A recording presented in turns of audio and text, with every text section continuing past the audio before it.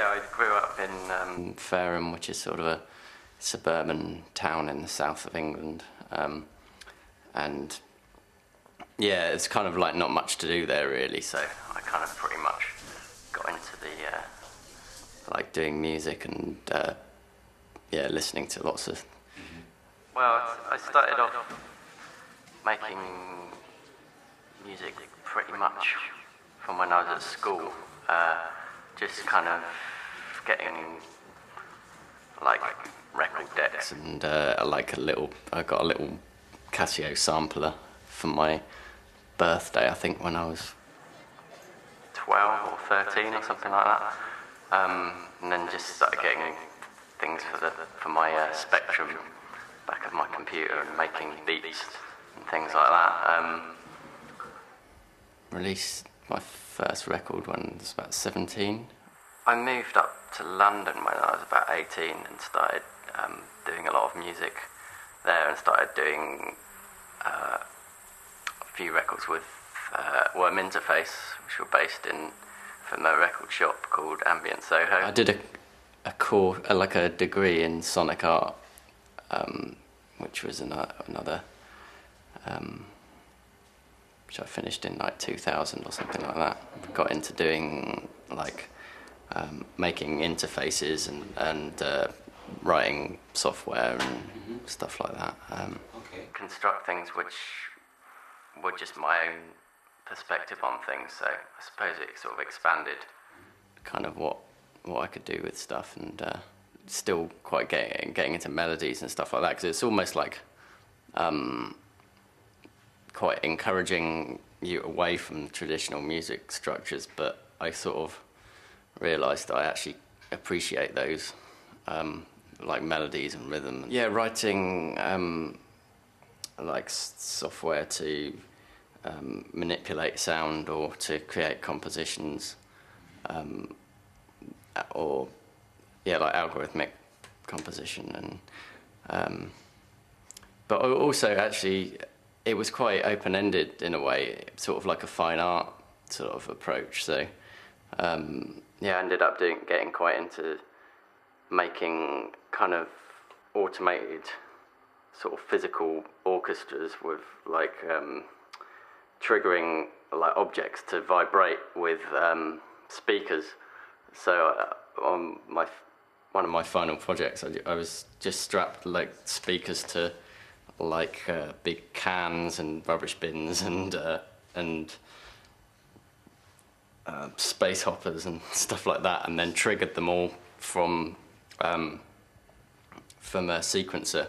So it's sort of like acoustic music but triggered by electronic means. I was sort of quite interested in that crossover.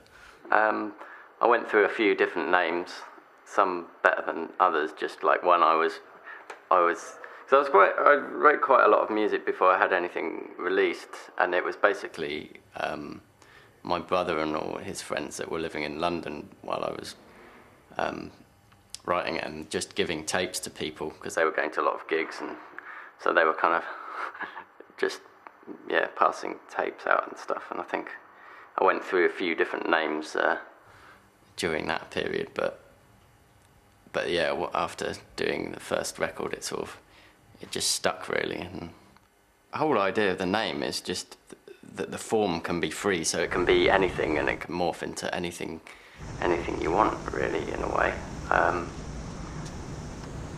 And like, it's pretty much intuition, really. I suppose it's just like it comes from a wish not to define myself in a certain area. I don't really, or at least for the Freeform project, the whole idea wasn't to sort of stick to a certain genre or whatever and just leave it totally open to kind of explore whatever I kind of feel like exploring, because that's me, I suppose. I like listening to lots of different music and like writing lots of different stuff, and it just felt like right to just have a name which just kind of covers. Yeah, the first TV spot I did was for Pringles, like an Ibiza promotion, so I just did like the most cheesiest possible kind of dance music thing for that. That was with Designers Republic. I'm doing a lot of sound design for moving image and graphic stuff in the past couple of years. That's been what I've been really getting into. And I'm doing a lot of work with my brother as well. And the visuals I'm doing this evening are kind of based on stuff he's done, and then I've programmed it all to automate with the music and stuff. It does vary, like from gig to gig. You know, like sometimes you'll get a great gig in a place and another one might not be. But Japan is always a good, yes, got a soft spot for playing there, I think. But I tend to spend a lot of time trying to push myself to think in a different way to what I normally do. So try to find ways of kind of almost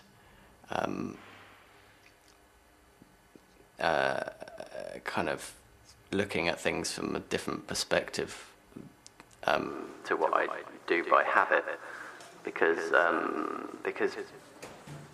when you're working on your own, you don't have other people to kind of bounce off to kind of to push you in different directions. So spend quite a lot of time, trying to find ways to kind of push me out of habits and give me kind of new ideas and stuff like that. I really like daylight, actually. It's good. I sort of need, if I could do lots of gigs in the daylight, I'd be quite happy as well, actually. Like tea parties in bandstands and stuff.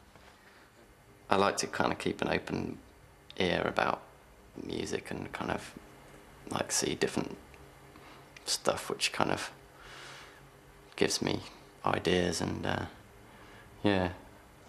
it's quite a beautiful thing once you start actually understanding, or once you not understanding but appreciating sound in the street or wherever you are on that level, because it means wherever you are you